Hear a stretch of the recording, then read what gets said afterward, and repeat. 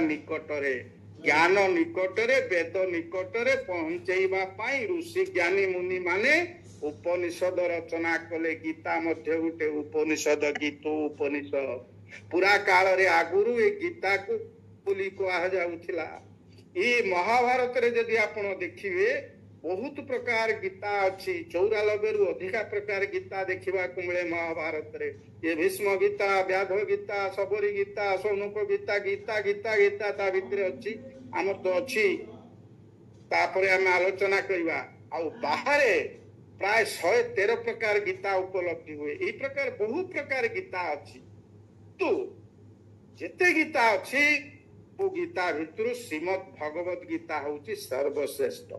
ये जो गीताटा को ये सर्वश्रेष्ठ कहीं ये कुरुक्षेत्र युद्ध रे माने महाभारत युद्ध ठारे हेतिला ताकू भगवान श्रीकृष्ण अर्जुन को ये कथाटा कहितिले।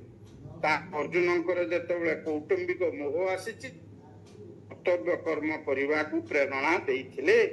एटा सब वर्गर लोकंक पई एटा अनुकरणीय। या बंचिबा और बढ़िबार शैली या भितर निहित अच्छे किंतु प्रकृत रे एसना द्वापर युग किंतु गीतार सृष्टि भगवान चतुर्थ अध्याय रे जहा कहिसंती से समय अतिक्रांत हो जिवो। संक्षेप रे कहबा को गले भगवान कहउचंती मु जो एही गीता ज्ञान को प्रथमे सूर्य को कहि। सूर्य सृष्टि रा आरंभ रे थिले तांगर पाखापाखि 2 crores 2 कोटी रु अधिक वर्ष हलानी सूर्यंकर आविर्भाव। तेणु ये 2 crores पूर्वर 1 कोटी 90 समथिंग लक्ष वर्ष पूर्व सूर्यंकर सृष्टि लिखाई जे कथा होची से सूर्य को कही सूर्य आसबारू ये मानव समाज सृष्टि है।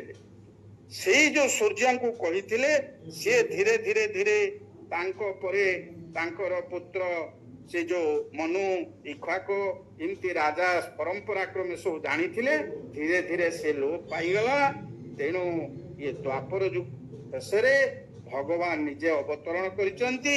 अवतरण करिकी श्री अर्जुन को एक कथा कहिसंती। पचारचंती जेतेबेले अर्जुन ये अपरंग भवत जन्म परंग जन्म विवस्वत कथमे तद बीजानियां तमादौ प्रोक्तवानि।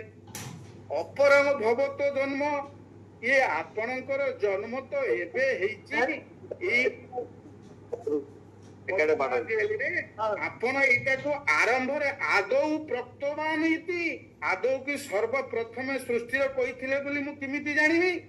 अर्जुन से कोन भगवान सेटु कहिसंती ये बहुनी में व्यतीतानि जन्मानि तब चार्जुन ताने हंग वेद सर्वाणि नतंग वेदत परंतम बहुनी में व्यतीतानि। बहुत जन्म अतीत हो जाइछि अर्जुन तानी अहं वेद ताहाकू मु वेद की जानिछि कहना मु होछि मु अतीत वर्तमान भविष्यत जाने न त्वं वेदत परंतप तुमे ताकू जानि ना हो काहे कि जन्म नाही जन्म रहित अजो अपि सन आत्मा भूतानां ईश्वर अपि सन प्रकृति स्वामधिष्ठाय भवामि आत्म मायया। जे मु आत्म माया रे मु मध्य मु संसार अवतरण करे आसे केतेबेले जेतेबेले मो सृष्टि रो समाज नष्ट हो जाउथाय जेतेबेले लोक माने सक्रिय नहीं कि निष्क्रिय हो जानती जेतेबेले साधु माने कष्ट पांती दुष्ट माने तांको कष्ट दियंती सेही दुष्ट लोक मानंको नाश करिबा पाई धर्मर स्थापना करिबा पाई मु अवतीर्ण हुए। ये होची पृष्ठभूमि जे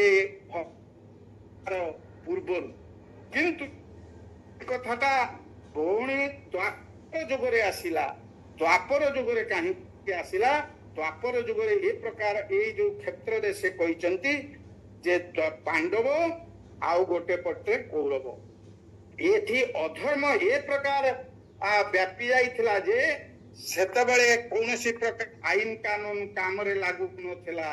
सब माने अति अतिष्ट हो जाइथिले से जो आतताईर कार्य से माने करू ଅଗ୍ନି ଦଉ ଗର ଦଉ ଚୈବ ଶସ୍ତ୍ର ପାଣି ଧନାପହ କ୍ଷେତ୍ର ଦ୍ୱାରା ପର୍ତ୍ତାଚ ଏ ଷଢ଼ ଆପତାଇନ। ଅଗ୍ନିରେ ଆକ୍ରମଣ କରୁଥିଲେ କୌରବ ମାନେ ପାଣ୍ଡବ ମାନଙ୍କୁ, ତାଙ୍କ ଘରେ ସବୁ ନିଆଁ ଲଗେଇ ଦିଆ ହଉଥିଲା, ବିଷ ପ୍ରୟୋଗ କରିକି ଲୋକଙ୍କୁ ମାରି ଦିଆଯାଉଥିଲା। ସେତେବେଳେ ଶସ୍ତ୍ରରେ ଆକ୍ରମଣ କରାଯାଉଥିଲା, ଧନ ଅପହରଣ କରି ନେଇ ଯାଉଥିଲେ, ପାଣ୍ଡବ ମାନଙ୍କୁ ରାଜ୍ୟ ଭାଗ ଦେଇ ନଥିଲେ, ସ୍ତ୍ରୀ ଦ୍ରୌପଦୀଙ୍କୁ ସେ ସଭାରେ ତାଙ୍କୁ ବେଜିତ କରି ଅପମାନ କରିବା ପର୍ଯ୍ୟନ୍ତ କାର୍ଯ୍ୟ ହେଇଥିଲା ଏ ଦ୍ରୌପଦୀ। ସେତିକି ବେଳେ ସେଇ ସମୟରେ ଭଗବାନଙ୍କର ଆବିର୍ଭାବ ହେଇଛି। ପରିତ୍ରାଣାୟ ସାଧୁନାଂ ବିନାଶାୟ ଚ ଦୁଷ୍କୃତାଂ ଧର୍ମ ଆପନାର୍ଥାୟ ସମ୍ଭବାମି ଯୁଗେ ଯୁଗେ। ଏ ଗୀତା ହଉଛି ଗୋଟେ ଉପଦେଶାବଳୀ ଗ୍ରନ୍ଥ, ଯାହା ସୃଷ୍ଟିର ଆରମ୍ଭରେ ଭଗବାନ କହିଥିଲେ ମାନବ ସମାଜର କଲ୍ୟାଣ ପାଇଁ। ଆମେ ଟିକେ ସର୍ଟରେ ଜାଣିନେବା ଯେ ପ୍ରକୃତ ଗୀତା କଣ। ଗୀତାର ଅର୍ଥ ହଉଛି ସେଇ ସତ୍ୟ ଶିବ ସୁନ୍ଦର ଭଗବାନଙ୍କର ହୃଦୟର ବାଣୀକି ଗୀତା କୁହାଯାଏ। ତାଙ୍କ ବାଣୀ ଏମିତି ବାହାରେ ଦେଖିଦେଲେ କହିଦେଲେ ସେଟା ଗୀତା ହେଇପାରିବନି। ଗୀତା ହବ କେତେବେଳେ, ଯେତେବେଳେ ସେ ହୃଦୟର ବାଣୀଟା ମାନେ ହୃଦୟର ନିସ୍ତବ୍ଧତାର ସହରରୁ ଆପେ ଆପେ ସମାଜର କଲ୍ୟାଣ ପାଇଁ ଝଙ୍କୁରିତ ହେବ, ସେତେବେଳେ ତାକୁ ଗୀତା କୁହାଯିବ। ସେ ହଉଛି ଗୀତା। ଏଇଟା ଦ୍ୱାପର ଶେଷରେ କୃଷ୍ଣ ଅର୍ଜୁନଙ୍କୁ ମହାଭାରତ ଯୁଦ୍ଧରେ କହିଥିଲେ। କାହିଁକି କହିଲେ ନା ଅର୍ଜୁନଙ୍କର ବିଷାଦ ଆସି ଯାଇଛି, ବିଷାଦରୁ ସେ ପ୍ରସାଦ ଆଡକୁ ଟାଣି ନେଲେ। ଯେମିତି ଗୌତମଙ୍କର ବିଷାଦ ଆସିଲା, ତାକୁ ଦେଖିକି ସେ ନିର୍ବାଣରେ ପରିଣତ ହେଲେ। ସେଇ ପ୍ରକାର ଗୀତା ହଉଛି ଗୋଟିଏ ଗ୍ରନ୍ଥ, ଯୋଉ ଗ୍ରନ୍ଥରେ ମାନବ ସମାଜକୁ ଦୁଃଖ ମନରୁ ହଟେଇ ତାଙ୍କୁ ସୁଖ ଆନନ୍ଦାନ କରିବା ହଉଛି ଭଗବତ ଗୀତାର ଉଦ୍ଦେଶ୍ୟ। ଏ ଭଗବତ ଗୀତାକୁ ରଚନା କିଏ କଲେ, ଇଏ କେମିତି ଆସିଲା? ଭଗବାନ ତ ସେଠି କହିଲେ, ଆମେ ଜାଣିଲେ ୟା ଭିତରେ ବ୍ୟାସଦେବଙ୍କର ରୋଲ ଆସିଲା। ବ୍ୟାସଦେବ ଏଇଟାକୁ ରଚନା କଲେ, ମହାଭାରତ ଗୋଟେ ରଚନା କଲେ। ଯୋଉ ମହାଭାରତ 1,00,000 ଶ୍ଲୋକ ଅଛି ତାକୁ ବ୍ୟାସଦେବ ରଚନା କରିଛନ୍ତି। ସେଇ ମହାଭାରତରେ 18 ଖଣ୍ଡ 18 ଚାପ୍ଟର୍ସ ତାଙ୍କୁ ପାଠ କରାହେଇଛି। ସେ ଆଦି ପର୍ବ, ମଧ୍ୟ ପର୍ବ, ସଭା ପର୍ବ, ବନ ପର୍ବ, ବିରାଟ ପର୍ବ ଇତ୍ୟାଦି, ଉଦ୍ଯୋଗ ପର୍ବ, ଭୀଷ୍ମ ପର୍ବ, ଏମିତି 18ଟା ମହାଭାରତର ଯୋଉ ପାଠ ଅଛି, ଏଇ ଭୀଷ୍ମ ପର୍ବର ଯୋଉ ପାଠ ଅଛି, ସେଇ ଭୀଷ୍ମ ପର୍ବରୁ ଏ Gita is the part of Mahabharata. ତେଣୁ ସେଇ ଯୋଉ ଗୀତା ତା ଭିତରେ ଆସିଛି ଆମର ମହାଭାରତର ଭୀଷ୍ମ ପର୍ବରୁ, ତା ଭିତରେ 700 ଶ୍ଲୋକ ଅଛି ଆମେ ପାଇଛନ୍ତି। କେତେକ ଗ୍ରନ୍ଥରେ 701 ଅଛି, ଆଉ କେତେକ ଗ୍ରନ୍ଥରେ 745 ଅଛି। ସେ 745 ଶ୍ଲୋକ ଥିଲା, ମୁଁ ପିଲାଟି ଦିନେ ତାକୁ ଦେଖିଥିଲି, ଆଉ ତାକୁ ବର୍ତ୍ତମାନ ଏଭେଲେବିଲିଟି ନାହିଁ। କାରଣ ଆମେ ଯୋଉ ପରାଧୀନତାର ଶୃଙ୍ଖଳରେ ଶହ ଶହ ହଜାର ହଜାର ବର୍ଷ ରହିଲେ, ଏ ଶାସ୍ତ୍ର ଗୁଡିକ ନଷ୍ଟ କରି ଦିଆଗଲା। କିଛି ମହାନୁଭବନୀୟ ଲୋକ ତାକୁ ଲୁଚେଇକି ରଖିଥିଲେ, ଆମେ କିଛି କିଛି କିଛି କିଛି ପାଉଛନ୍ତି, ସବୁ ତ ନଷ୍ଟ କରି ଦିଆ ହେଇଛି।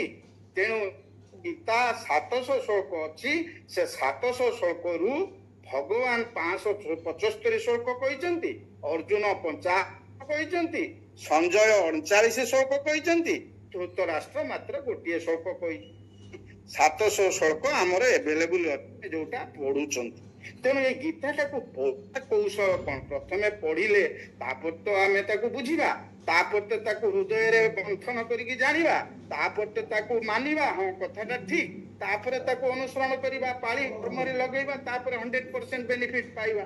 ତାକୁ ଯୋଉ ପଢିବା ପାଇଁ ତାକୁ ଗୋଟେ ଶୈଳୀ ଆମର ଶାସ୍ତ୍ରକାର ମାନେ ତାକୁ ନିର୍ଦ୍ଧାରଣ କରିଛନ୍ତି। ଏ ଗୀତାଟା ଯୋଉ ଲେଖା ହେଇଛି, ଇଏ 2ଟି ଛନ୍ଦରେ ଲେଖା ହେଇଛି।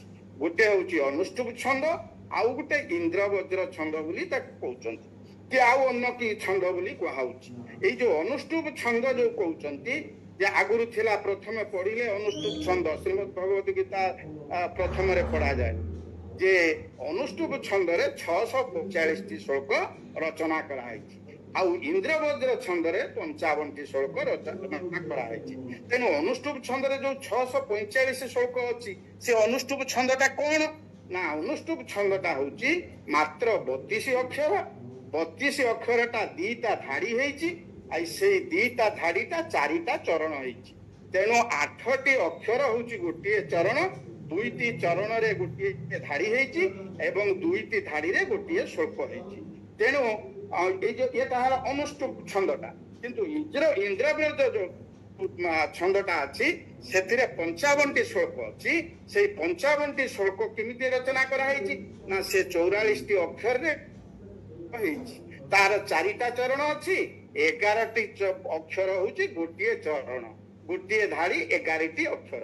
ସେଠି 8ଟି ଅକ୍ଷର 16ଟି ଅକ୍ଷରରେ ଗୋଟିଏ ଧାଡି, ଏଠି 11ଟି ଅକ୍ଷରରେ ଗୋଟିଏ ଧାଡି। ତେଣୁ ସେ ପଢା ହବଟା ଟିକେ ଶିଖିଗଲେ ଆମେ ଜାଣିଗଲେ ତାକୁ ଆମର ଗୀତା ପରିପ୍ଲିକିରି ସଂସ୍ଥା ଅଛି, ସେଠି ସେମାନେ ପଢା ଶିଖଉଛନ୍ତି। ଯୋଉମାନେ ତା ଦେହରେ ଯୋଡି ପାରୁନାହାନ୍ତି ବିଭିନ୍ନ କାରଣବଶତଃ ସେମାନେ ଏଇ କଥାଟାକୁ ଜାଣିଲେ ସେ ତାକୁ ପଢି ପାରିବେ ଯେ କେମିତି ପଢା ହବ। କିଛି କଥା ନାହିଁ, ଆପଣ ପଢିପାରିବେ। ଆମେ ତ ଜାଣିଛନ୍ତି ଓଡିଆ ଲୋକ, ଆମେ ବର୍ଣ୍ଣମାଳା ପଢିଛନ୍ତି, ତାକୁ ପଢିବେ ଯେ ସ୍ୱବର୍ଣ୍ଣ ମାନେ ଯୋଉ ସ୍ୱର ପାଇଁ ଆମର ଗୋଟେ ବର୍ଣ୍ଣ କି ଅକ୍ଷର ଦରକାର। ସେଇ ସ୍ୱର ବର୍ଣ୍ଣରେ 2 ଭାଗରେ କରାହେଇଛି, ସ୍ୱର୍ଗ ସ୍ୱର ଆଉ ଗୋଟେ ଦୀର୍ଘ। ହର୍ଷ ମାନେ ସଟ୍ ନର୍ମାଲ ପଢା ହବ। ଯୋଉ ଅକ୍ଷର ଗୁଡାକ ଅ ଇ ହର୍ଷ ରୁ ଏଇ 4ଟା ଅକ୍ଷର ଥିବ ସେ ହଉଛି ଆର ସଟ୍ ନର୍ମାଲ। ଆଉ ଯୋଉ ଗୁଡାକ ଦୀର୍ଘ ସ୍ୱର କରାହେଇଛି ସେ ଯୋଉ ବାକି ଆ ଦୀର୍ଘ ଇ ଦୀର୍ଘ ଉ ରୁ ଲୁ ଏ ଐ ଓ ଔ, ଇଏ ହଉଛି ଦୀର୍ଘ ସ୍ୱର। ଏଟା ଲମ୍ବେଇକିରି ପଢା ହବ। ଏଗୁଡାକ ଉଚ୍ଚ ସ୍ୱରରେ ପଢା ହବ। ଇଏ ଦୀର୍ଘ, ଇଏ ହଉଛି ହ୍ରସ୍ୱ ସଟ୍। ତେଣୁ ଗୋଟେ ଉଦାହରଣ ଆମର କଣ ଦେଖିବା, ଧରନ୍ତୁ ପ୍ରଥମ ଶ୍ଳୋକ ଭଗବତ ଗୀତାର ଯେ ଧର୍ମ କ୍ଷେତ୍ରେ କୁରୁକ୍ଷେତ୍ରେ ସମବେତା ଯୁଯୁତ୍ସବ ମାମକା ପାଣ୍ଡବାଶ୍ଚୈବ କିମ ପୂର୍ବତ ସଞ୍ଜୟ, ଇଏ ଅନୁଷ୍ଠୁପ ଛନ୍ଦରେ ଲେଖାଗଲା। ଅନୁଷ୍ଠୁପ ଛନ୍ଦରେ କେମିତି ପଢାଯିବ ନା 8ଟା ଅକ୍ଷରରେ ଗୋଟିଏ ଚରଣ ହେଲା। 8ଟା ଅକ୍ଷର କିଏ ନା ଧର୍ମ କ୍ଷେତ୍ରେ କୁରୁକ୍ଷେତ୍ରେ, ଧର୍ମ କ୍ଷେତ୍ରେ କୁରୁକ୍ଷେତ୍ରେ, ସେଇଠି ଆପଣ ଟିକେ ରହିଲେ। 8ଟି ଅକ୍ଷର ରହିଲେ ଆପଣ ଟିକେ ନେବେ, ଆଉ ତାକୁ ପର ଯୋଉ 8ଟି ଅକ୍ଷର ଅଛି ତାକୁ ଆପଣ ଦେଖିବାର ଯୋଗ ପାଇଲେ। 2ଟା କଥା ପଢିବା ପାଇଁ ଦେଖନ୍ତୁ, ଏ କଥାଟା ବି ଭଗବାନ ଚିନ୍ତା କରୁଛନ୍ତି ଆମେ କେମିତି ତାକୁ ସୁଚାରୁ ରୂପେ ପଢିବା। ପଢିଲେ ତ ତାପରେ, ତେଣୁ ଏଇ ଯୋଉ ନର୍ମାଲ ପଢା ହବ ଆପଣଙ୍କର ଯୋଉ ଯେମିତି ଅକ୍ଷର ଆମେ ଓଡିଆରେ ପଢୁଛନ୍ତି ଆମେ ସେଇ ପ୍ରକାର ଧର୍ମ କ୍ଷେତ୍ରେ କୁରୁକ୍ଷେତ୍ରେ ରହିଲେ ସେଇ ଟିକେ 8ଟି ଅକ୍ଷର ହେଇଗଲା। ତାପରେ ସମ ବେତାହା ବେତା ଆକାର ଆସିଲେ ଏ ଟିକେ ଦୀର୍ଘ ହବ। ଦୀର୍ଘ ସ୍ୱର ଭିତରେ ଆ ଅଛି, ଦୀର୍ଘ ଉ ଅଛି, ଆଉ ଦୀର୍ଘ ଇ ଅଛି, ଏ ଐ ଓ ଇତ୍ୟାଦି ଅଛି। ତେଣୁ ଏଠି ଦୀର୍ଘ ହବ। କିନ୍ତୁ ଯୁଜୁ ସବ ବ ପାଖରେ ନର୍ମାଲ ପଢା ହବ, ସେଠି ଆଉ ଲମ୍ବିବନି। ସମବେତାହା ଯୁଜୁ ସବ ସେଠି କଟିଯିବ ଫଟକିରି। ମାମକାଃ ପାଣ୍ଡବାଶ୍ଚୈବ କିମ ପୂର୍ବତ ସଞ୍ଜୟ। ତେଣୁ ଧର୍ମ କ୍ଷେତ୍ରେ କୁରୁକ୍ଷେତ୍ରେ ସମବେତା ଯୁଜୁତ୍ସବ, ଇଏ ଗୋଟିଏ ଧାଡି 2ଟା ଚରଣ।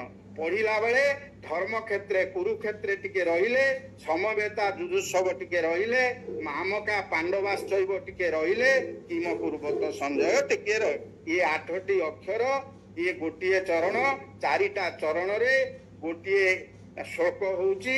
ଇଏ ହଉଛି ନର୍ମାଲ ପଢା ହବ ହ୍ରସ୍ୱ ସ୍ୱର, ଯୋଉଟା ଦୀର୍ଘ ଥିବ ଆ ଉଚ୍ଚାରଣ ହଉଥିବ ସେଟା ଟିକେ ଲମ୍ବେଇକିରି ପଡିବ। ଇଏ ହଉଛି କୋଉଟା ଅନୁଷ୍ଠୁପ ଛନ୍ଦ। ଆଉ ଗୋଟେ ଯୋଉ ଛନ୍ଦ ଅଛି ତା ଦେହରେ ଯୋଉ 55ଟି ଶ୍ଳୋକ ଅଛି ତାକୁ 44ଟି ଅକ୍ଷର ସେ ଶ୍ଳୋକରେ ଅଛି। ସେ ଯୋଉ 44ଟି ଅକ୍ଷର ଅଛି ସେ ଶ୍ଳୋକରେ ତାକୁ 4ଟା ଚରଣରେ ବିଭକ୍ତ କର। 11ଟି ଅକ୍ଷର ଗୋଟିଏ ଚରଣ, ଗୋଟିଏ ପାଦ।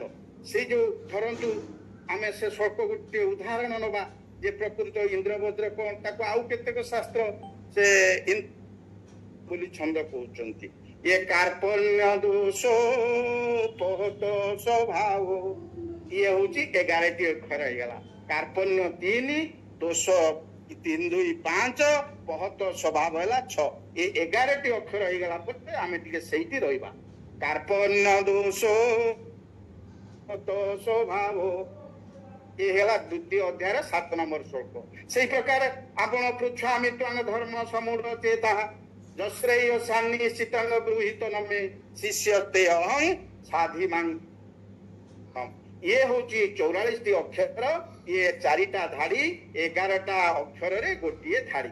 ଇଏ ହଉଛି ଯୋଉଟା ଦୀର୍ଘ ହବ ଆ ଇତ୍ୟାଦି दीर्घ दीर्घ सब ये सब लंबा है दीर्घ स्वर हम से स्वरटा टिके लंबिले ताकू दीर्घ स्वर कह जाए ह्रस कोटा जोटा लंबिब ना जोटा कटिजीव नॉर्मल पढ़ा हम सी है ह्रस तेणु ये स्वरवर्णर कथा तेणु ये चारिटी अक्षर अच्छी आउ बाकी जो 8टी कि 9टी ये दीर्घ अच्छी ये पढ़ा हबार कथा ये जेहेतु भगवत गीता विषय आम आलोचना करुचंती आम पढ़ा हबाटा शिखिले सिना तापरे द्वितीय स्तर को जीवा जे ताकू बुझिबा तेणु ये वर्तमान आम देखा समय अल्प आम टे गढ़ई दबा जे ये कुरुक्षेत्र कौ जगह आपण मैंने जानते से हरियाणार कुरुक्षेत्र रे दिल्ली रो उत्तर को अवस्थित से गोटे पांडव आठी उपस्थित होती युद्ध पाई पांडवंकर 5 भाई आपण मैंने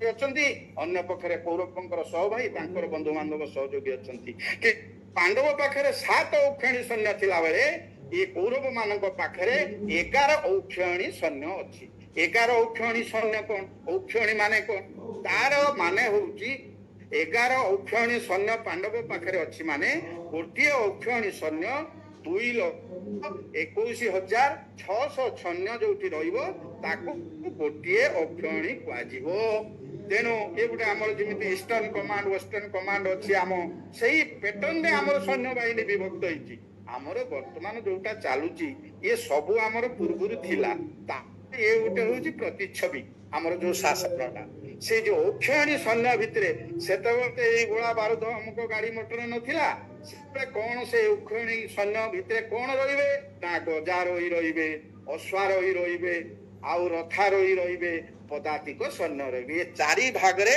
ताकू विभक्त करा जाइथिला ताकू चतुरंग बली माने चतुरंग बल ताकू चतुरंग बल बोली कहा होतला जार तार गोटे निर्दिष्ट संख्या सब अच्छी ताकू आपण मान देखिबे जे गजारोही केते रहिबे अश्वारोही केते रहिबे रथारोही केते रहिबे पदातिक सैन्य केते रहिले गोटे औक्षणी सैन्य हबो एही प्रकार 2,21,600 गुणन 7 जेतिकी सैन्य हैला पांडव मानक पाखे अच्छा 21,600 गुणन 11 जेतिकी सैन्य हैला से कौरव मान पाखे अच्छा तेणु वर्तमान देखु कौरवंकर सैन्य संख्या केते गुण रे माने अधिक हो कार पांडवों ठारू तेणु ये पांडव होउचंती कम कौरव होउचंती बेसी एटा केबे माने ये जो युद्धटा हेइतिला ताकू गवेषक माने देखिचंती जे 3,140 ख्रीष्टपूर्व प्लस 2025 वर्तमान ख्रीष्टाब्द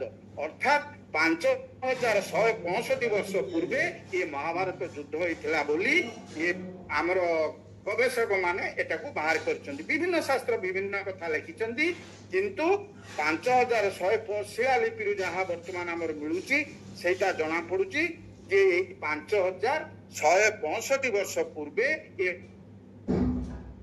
दिन आरंभ होइतिला ना मार्गशीर मास त्रयोदशी तिथि रे ये महाभारत युद्ध आरंभ होइतिला आम पाखको जो आसिला गीता कौन है ना आरंभ रे आम पाखु आसीनी गीताटा आसीनी ये भीष्म जेतेबेले 10 दिन युद्ध कला परे तांको सामना को शिखंडी आसी से सेटु आ युद्ध करने को मना कर देइचंती भीष्म कहउचंती कौन ना ये बलवंत सेना बलवान ठारे देखाए जे पराक्रम बलहीन ठारे बल देखाइबा नुहई क्षत्रिय धर्म जे क्षत्रिय धर्म होची से बलवान सांगरे ता समकक्ष योद्धा सांगरे लड़िबो तेणु से जेतेबेले शिखंडी आछंती से छाड़ी देइचंती 55 दिन अपेक्षा करिचंती उत्तरायण है से मृत्युवरण कर 10म दिन कौन है बोली संजय को जेतेबेले पचारिचंती धृतराष्ट्र संजय वर्णना करिचंती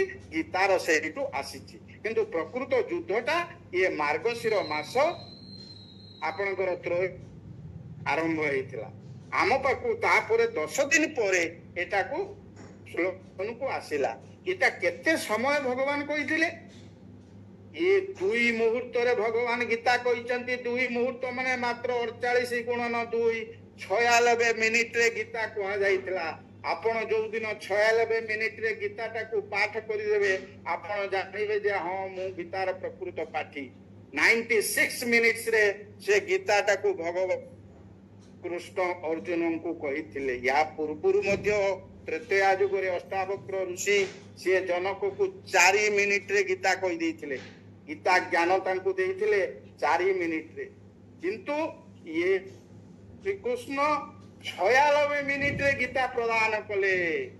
ये गीता कहिबार कारण कौन ना अर्जुन जेतेबेले गोटे कौटुंबिक मोह आसीची युद्ध क्षेत्र पटरे कौरव गोटे पटरे होउचंती आपणकर पांडव सेतिक बेले पहुंची जाइचंती कि कृष्ण सारथी होइचंती अर्जुन रथ रे पहुंचीगिरी से युद्ध क्षेत्र रे पहुंचंती अर्जुन कहउचंती हे अच्युत तापय में अच्युत तुम्हें टिके नहीं कि मते देखाओ ये रथटा को मझिरे रख मु देखिबी को माने आछंती युद्ध करबा को युद्ध क्षेत्र रे से देखि तांकर माने शरीरटा सिद्धि तांकर मुह सुखी जाउची शरीर रे कंपन होउची रोम टांकुरी उठुची गांडीव धनु खसी पडुची ठिया हवा को समर्थन होए ये शोक सब अछि ये दृष्टि मम स्वजनं कृष्ण जुजुत्सन समुपस्थितं सिदंती मम गात्राणि मुखं च परिशुष्यति मुह सुखी जाउची शरीर रे जो कंपन सृष्टि होउची गांडीव संसते हस्ता तोक चैव परिद गांडीव धनु खसी पड़ुची तोक कि पुड़ी गला परी लागुची न च सकलम अवस्था तुम भ्रमति अचमे मन मुंडटा फुलै दउची से आउ ठियाई परनी काहे की कोन पे ये प्रकार होउची ना गोटे जेतेबेले से देखुचंती पितामह मो बुढ़ा बापा से होउचंती भीष्म मते पिलाटी दिने काखई की पुथिले शिक्षा गुरु जे मते धनुषर शिक्षा देती से माने ठिया हैचंती तले गुरु माननकु ए भाई माननकु ए बंधु माननकु ए माननको मा कोन हबो रक्त लिप्त भोग तुल्य हबो मोर ये दरकार नाही ये राज्य दरकार नाही परम भिक्षान्न भोजन करिवि मु जो ये युद्ध करिवि नाही तापरे मुंड तांकर जेतेबेले भुलेई देछि रथ ऊपर से बसी पड़िचंती धनुषर को पादरे पाद पाखरे भगवान को रखि देइचंती कहउचंती प्रभु मु तुमर शिष्य मु तुमर शरणागत मते दे ज्ञान प्रदान करो मो इंद्रियर दुख जो आसुची मु ताकू सह्य करि पारु नाही ये नहीं प्रपश्यामि ममानुपद्यात् जच्छोक मुच्छ शरणमिन्द्रियाणां अवाप्य भूमा वसपत्र मृदं राज्यं सुराणां पिचाधिपत जिते राज्य अछि सब सुख मिली गेला मध्य मोर जो इंद्रियर दुख आखिरु लोतक गडुची शरीर कंपन होउची हातरो हांडी बदन खसी पडुची ये दुखटा जे केमिति ये हबो मु जानि पारु नाही सेही लोक जो लोकर स्थिति यही कथा हमर जो जानिबार जो तात्विक दृष्टि एटा त लेखाई छि बहिरे ए आमे जानिबा कोन जे सेही लोक कोन कहउची ना नष्ट मोह श्रुति लब्धा तत् प्रसादात् मया चित्त स्थित अस्मि गत संदेह करिष्ये वचनं तव जो लोक मन करुथला मु युद्ध करिबिनी सेही लोक कहउची करिष्ये वचनं तव तुमे जहा वचन रे कहिबो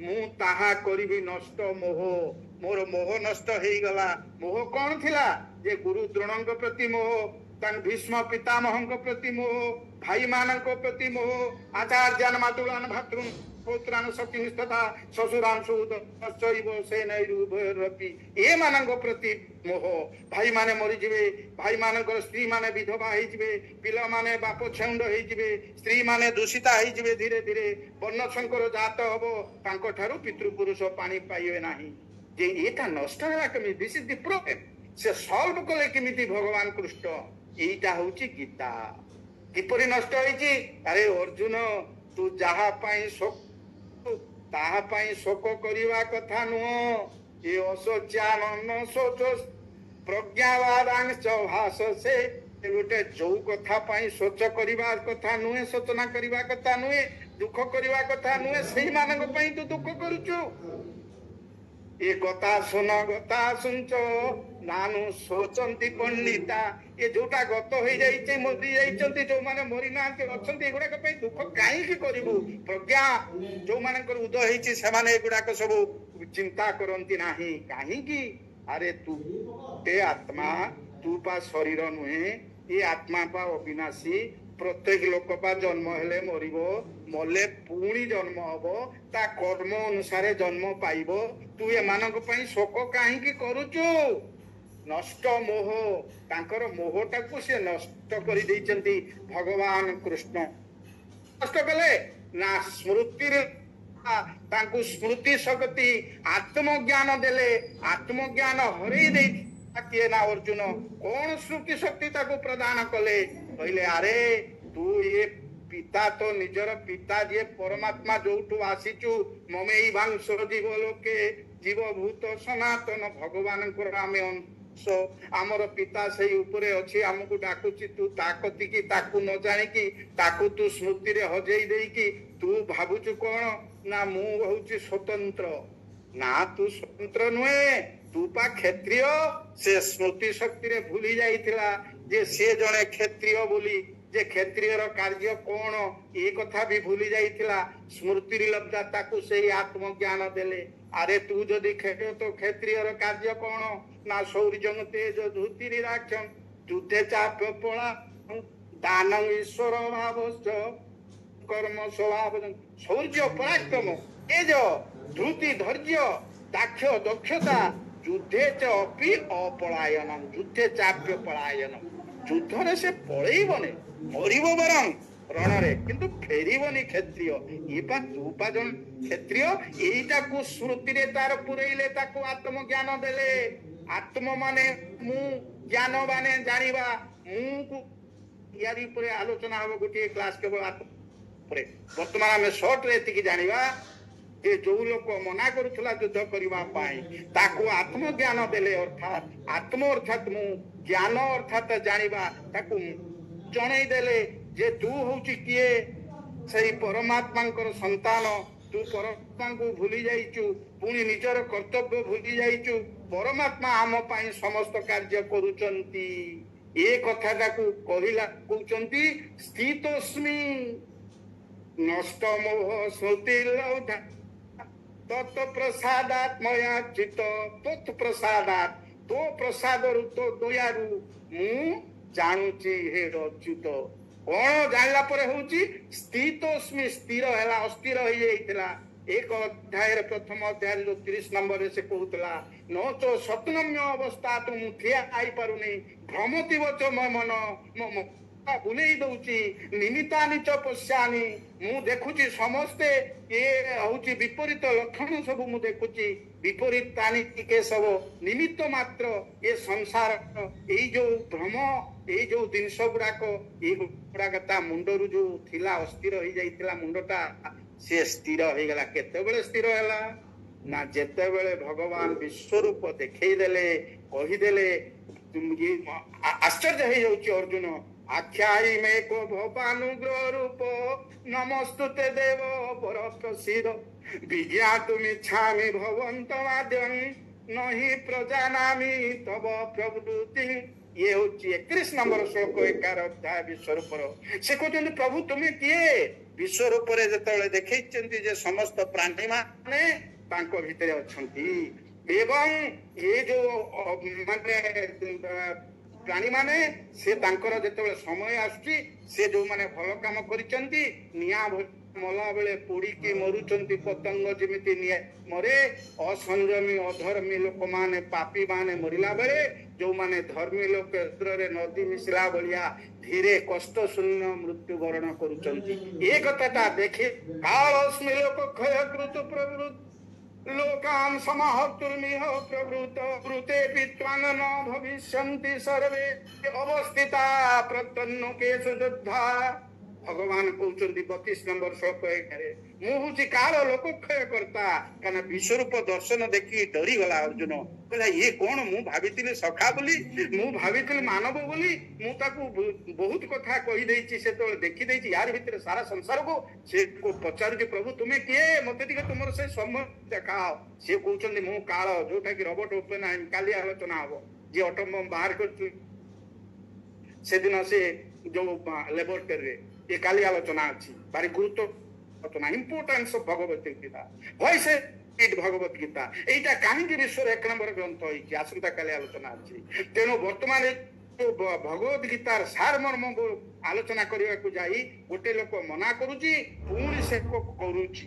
ଏଇ ଯୋଉ ମଝିରେ ଗୀତାଟା ରହୁଛି ତେଣୁ କହୁଛନ୍ତି ତସ୍ମାତ୍ ଉତ୍ତିଷ୍ଠ ଯଶଲଭସୁ ଜିତ୍ୱା ସନ୍ତୃଣୁ ମୁଖ୍ୟ ରାଜ୍ୟଂ ସମୃଦ୍ଧଂ ମୟି ଏତେ ନିହତା ପୂର୍ବମେବ ନିମିତ୍ତ ମାତ୍ର ଭବ ସଦ୍ୟସାଚିନ୍ ତୁ ନିମିତ୍ତ ମାତ୍ର ମୟି ବେତେ ନିହତା ପୂର୍ବମେବ ମୋ ଦ୍ୱାରା ଏମାନେ ହତ ହେଇ ସାରିଛନ୍ତି। ସ୍ଥିତୋସ୍ମି ଅସ୍ଥିର ହେଇଯାଇଥିଲା ନା, ମୁଣ୍ଡ ବୁଲେଇଥିଲା। ଯେତେବେଳେ ସେ ଦେଖି ଦଉଛନ୍ତି କଣ ନା ଦଶମ ଦ୍ରୋଣଞ୍ଚ ଭୀଷ୍ମଞ୍ଚ ଜୟଦ୍ରଥଞ୍ଚ କର୍ଣ୍ଣଂ ତଥାନ୍ୟନପି ଯୋଧବୀରାନ୍ ଏଇ ଯୋଉ ଭୀଷ୍ମ ଏଇ ଯୋଉ ଜୟଦ୍ରଥ ଏମାନେ ସବୁ ମରି ସାରିଛନ୍ତି। ଏ ଅର୍ଜୁନ ମୁଁ ଏମାନଙ୍କୁ ମାରି ସାରିଛି, ତୁ କେବଳ ଉପଲକ୍ଷ ମାତ୍ର, ଲୋକ ଦେଖିବେ ଅର୍ଜୁନ ମାରୁଛି। ଏ କଥାଟା ଯେତେବେଳେ ସେ ଦେଖିଦେଲା ତା ମନରେ ତ ଗୋଟେ ସନ୍ଦେହ ଥିଲା, ସେ ଅସ୍ଥିର। ସେତିକି ବେଳେ ସେ କଣ କରୁଛି ନା ସ୍ଥିର ହେଇଯାଉଛି ଯେ ଅର୍ଜୁନଙ୍କର ଅଲଗା ପ୍ରକାର ଚିନ୍ତାଧାରା ଥିଲା ନା, ବୁଝେଇ ଦଉଛନ୍ତି ତୁ ଯଦି ମରିଯାଉ ହତବା ପ୍ରାପ୍ସି ସ୍ୱର୍ଗଂ ଜିତ୍ୱା ବା ବହି ତସ୍ମାତ୍ ଉତ୍ତିଷ୍ଠ କୌନ୍ତେୟ ଯୁଦ୍ଧାୟ କୃତ ନିଶ୍ଚୟ ତୁ ମହିମଣ୍ଡଳରେ ରାଜା ହବୁ ଯଦି ମରିଯାଉ, ଯେ ଏଇ କଣ ଯଦି ଜିତି ଯାଉ, ଯଦି ମରିଯାଉ ତୁ ସ୍ୱର୍ଗ ପ୍ରାପ୍ତ ହବୁ। ଯୋଉ ମରିଗଲେ ସ୍ୱର୍ଗ ପ୍ରାପ୍ତ ହେଲେ ତୁ ଏ ଧର୍ମ ଯୁଦ୍ଧରେ ମରିଲେ ହବୁ, ସ୍ୱର୍ଗ ସୁଖ ସେଠି ଲାଭ କରିବୁ। ଯୋଉଟା ଲାଡେନ୍ ଲେଖିଥିଲା ଲାଷ୍ଟରେ ଯୋଉ ପିଲାମାନେ ଯାଇକି ପେଣ୍ଟାଗନ କୁ ମାରିଲେ ଆମେରିକାର ଏ ଟ୍ରେଡ୍ ଟାୱାର କୁ ମାରିଲେ, ଲାଷ୍ଟ ଲେଟର ଅଫ ଲାଡେନ୍ ଯୋଉମାନେ ନେଇକି ଗଲେ ତାକୁ ଚିଠି ଦେଇଥିଲା ସେ ଲେଖିଥିଲା। ସେ ଗୀତା ପଢୁଥିଲା ଲାଡେନ୍, ଆମେ କାଲି ଆଲୋଚନା କରିବା ସେ କଥା। ଯେ କଥା ହଉଛି ଯେ ଏଇ ଯୋଉ ଯୁଦ୍ଧରେ ତୁ ମଲେ ସ୍ୱର୍ଗକୁ ଯିବୁ, ସ୍ୱର୍ଗ ସୁଖ ଲାଭ କରିବୁ, ଗଲେ ମହିମଣ୍ଡଳରେ ରାଜା ହବୁ। ଏ କଥାଟା ସେ ଜାଣିଗଲା ପରେ ତାର ସ୍ଥିର ହେଇଯାଇଛି।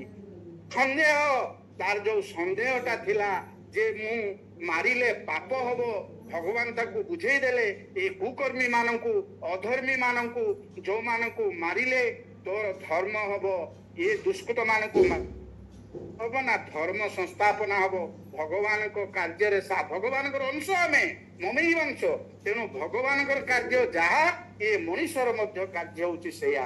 ଏ କଥାଟା ସେ ଯେତେବେଳେ ଶୁଣିଲା ଏବଂ ଦେଖିଲା ତାପରେ ତାର କଣ ହେଇଛି, ସେ ଜାଣୁଛି ଯେ ମାରିଲେ ଆଉ ପାପ ହବ ନାହିଁ। ତାକୁ ପୁଣି କ୍ଲାରିଫାଏ କଲେ 18 ଅଧ୍ୟାୟର 17 ନମ୍ବର ଶ୍ଲୋକରେ, ଏ ଯସ୍ୟ ନାହଂକୃତ ଭାବ ବୁଦ୍ଧିର୍ ଯସ୍ୟ ନ ଲିପ୍ୟତେ ହତ୍ୱାପି ସଇମା ଲୋକା ଅହଂତି ନ ନିବଧ୍ୟତେ। ଯସ୍ୟ ନ ଅହଂକୃତ ଭାବ ନାହଂକୃତ ଭାବ, ଯୋଉମାନଙ୍କର ଅହଂ ଭାବ ନାହିଁ, କର୍ତ୍ତା ଭାବ ନାହିଁ, ଭୋକ୍ତା ଭାବ ନାହିଁ, ବୁଦ୍ଧିରେ ଯସ୍ୟ ନ ଲିପ୍ୟତେ, ବୁଦ୍ଧି ତାର ଯୋଉଠି ଲିପ୍ତ ହେଇଯାଇ ନାହିଁ କୌଣସି ଜାଗାରେ, ନୈବ କିଞ୍ଚିତ କରମଇତି ଯୁକ୍ତ ମନ୍ୟେତ ତତ୍ତ୍ୱବିତ୍ ପଶ୍ୟନ୍ ଶୋଣନ୍ ସ୍ପର୍ଶନ୍ ଜିଘ୍ରନ୍ ଗଚ୍ଛନ୍ ଶୋପନ୍ ଶୋଷନ୍ ପ୍ରଳପନ୍ ବିସୃଜନ୍ ଗୁଣ୍ଣନ୍ ଉନ୍ନିଶନ୍ ନିମିଷନ୍ ଅପି ଇନ୍ଦ୍ରିୟାଣि ଇନ୍ଦ୍ରିୟାର୍ଥେଷୁ ବର୍ତ୍ତନ୍ତ ଇତି ଧାରୟ। ବ୍ରହ୍ମଣ୍ୟାଧ୍ୟାୟ କର୍ମାଣि ସଂଗତ୍ୟ ଲିପ୍ୟତେ ନ ସ ପାପେନ ପଦ୍ମ ପତ୍ରମିମାମ୍ଭସା। ଯେ ଭଗବାନଙ୍କୁ ଅର୍ପଣ କରିକି କାର୍ଯ୍ୟ କରେ ଜ୍ଞାନୀ, କାହିଁକି ନା ସେ ଜାଣିଥାଏ ଇନ୍ଦ୍ରିୟରେ ଯୋଉ କାର୍ଯ୍ୟ ହଉଛି, ପାଟି ଖାଉଛି କି ଆଖି ଦେଖୁଛି, କାନ ଶୁଣୁଛି, ପାଦ ଚାଲୁଛି, ହାତ କାମ କରୁଛି, ଇନ୍ଦ୍ରିୟ ମାନେ ଇନ୍ଦ୍ରିୟ ମାନଙ୍କ କାର୍ଯ୍ୟ କରୁଛନ୍ତି। ମୁଁ ହଉଛି ସ୍ୱତନ୍ତ୍ର, ମୁଁ ଆତ୍ମା, ମୁଁ ଅଜର, ମୁଁ ଅମର, ମୋର ମୃତ୍ୟୁ। ଏ କଥାଟାକୁ ଜ୍ଞାନୀ ଯଦି ଜାଣିପାରେ ତାହେଲେ କଣ ହବ ନା ଅତ୍ୱାପି ସଇମାନ୍ ଲୋକାନ୍, ମାରିଦେଲେ ମଧ୍ୟ ଏ ଲୋକଙ୍କୁ ସେ ପାପରେ ଭାଗି ହବ ନାହିଁ। ନ ହନ୍ତି ନିବଧ୍ୟତେ, ସେ ମାରେ ନାହିଁ କି ମାରିବାର ଯୋଉ ପାପ ସେ କର୍ମରେ, ପାପ କର୍ମରେ ସେ ଲିପ୍ତ ହୁଏ ନାହିଁ।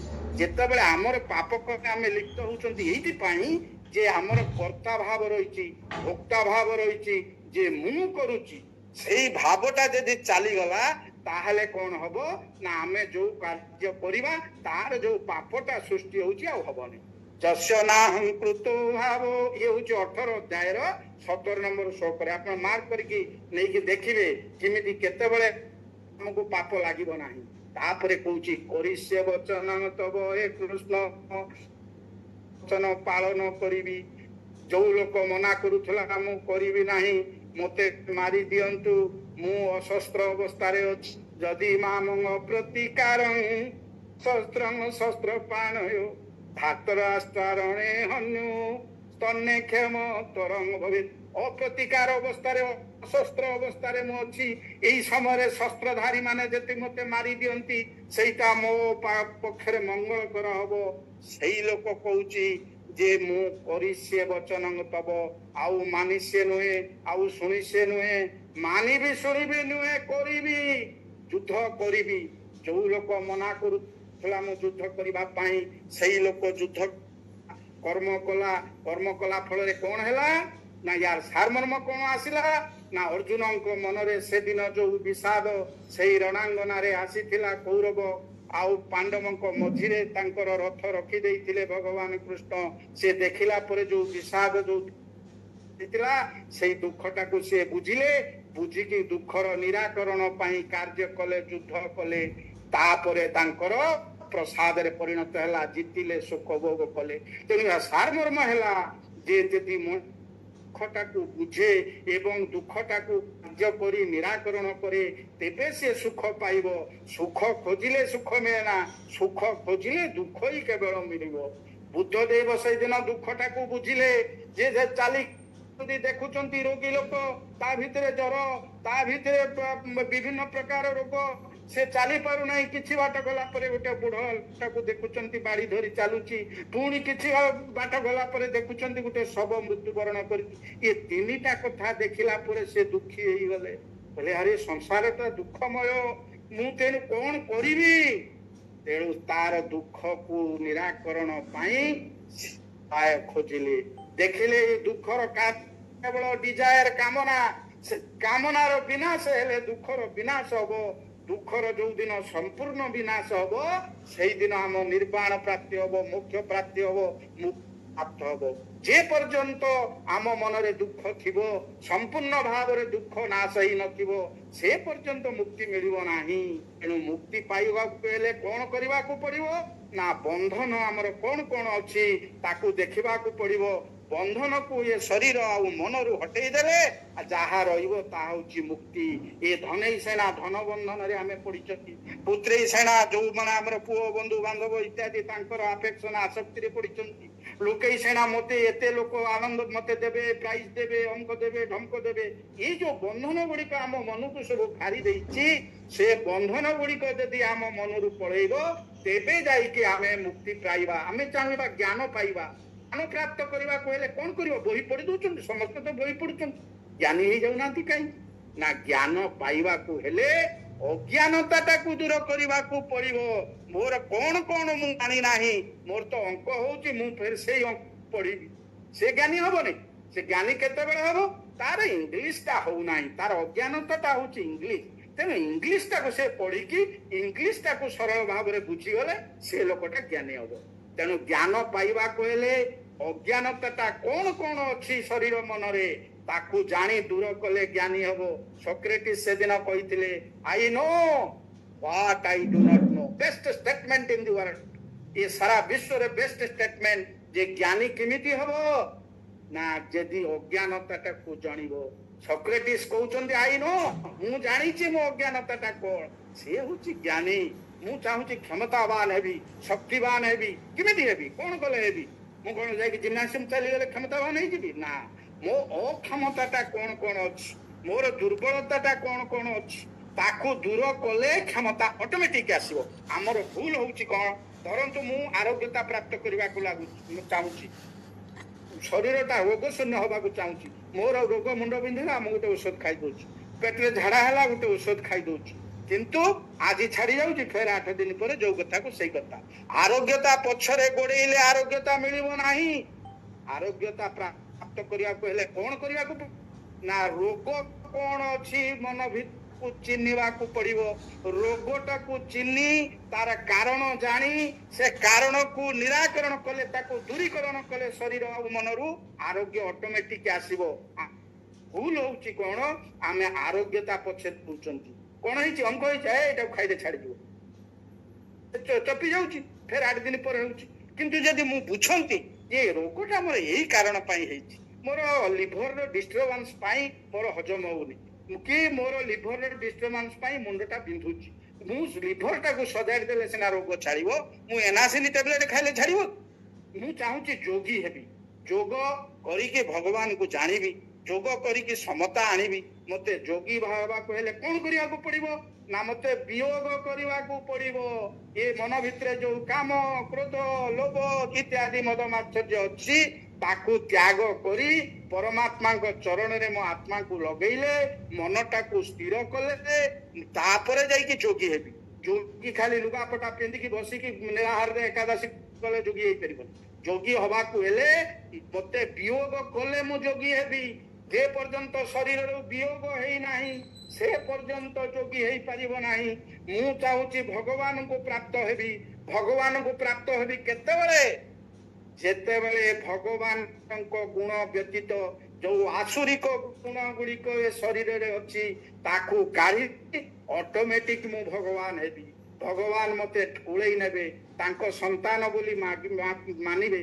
ଏ ଦମ୍ଭ ଦର୍ପ ଅଭିମାନଶ୍ଚ କ୍ରୋଧ ପାରୁଷ୍ୟମେବଚ ଅଜ୍ଞାନଂ ଚାଭିଜାତସ୍ୟ ପାର୍ଥ ସମ୍ପଦମ୍ ଆସୁରୀମ୍।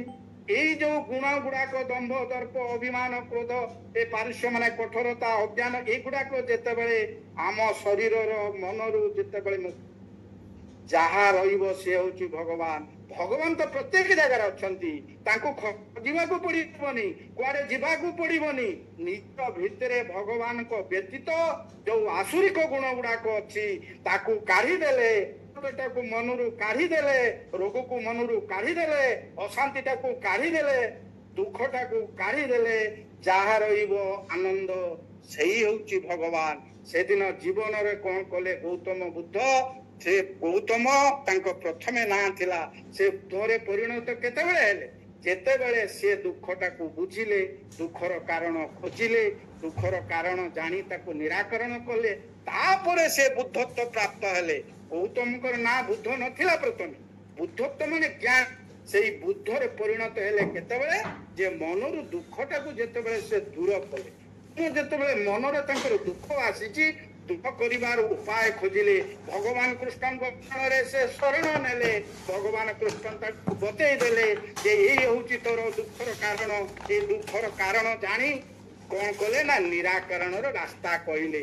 ସେ ରାସ୍ତାଟା ଜାଣିଲା ପରେ ଅର୍ଜୁନ ତାର ଆତ୍ମଜ୍ଞାନ ଆସିଛି, ତାର ମୁକ୍ତି ଆସିଛି, ଆନନ୍ଦ ଆସିଛି, ତାପରେ ସେ ମୋକ୍ଷ ପ୍ରାପ୍ତ ହେଇଛି। ମୁଁ ଚାହୁଁଛି ଅହିଂସା ପ୍ରାପ୍ତ, ଅହିଂସା ବ୍ରତରେ ରହିବି, ଅହିଂସା ବ୍ରତ ରହିବି।